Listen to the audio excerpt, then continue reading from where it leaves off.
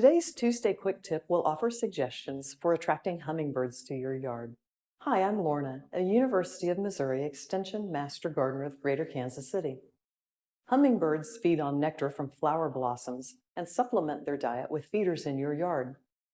The nectar solution in your feeders can be purchased or easily made from 1 part plain white sugar and 4 parts of water.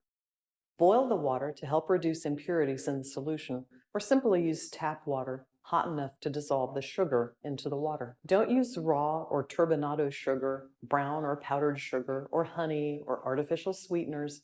All these products can cause health problems for the hummingbirds. Red dye is not necessary.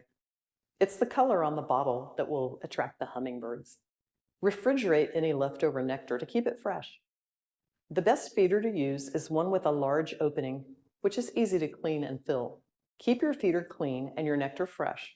Just a day or two can taint your nectar. Ideally, you want to rinse your feeder with hot water and give it a scrub and rinse it before refilling with fresh nectar. Place feeders out in early April in southern Missouri and a week or two later in central and northern Missouri. Hang the feeders from tree branches or from a deck or a porch. It's best to hang them in partial shade away from the wind, in full view for you to watch the activity. You'll often see hummingbirds fighting to protect their feeder. You may even see them battling with other birds as they try to help themselves to their chosen feeder. The hummer will sit and watch the feeder to chase away any intruders.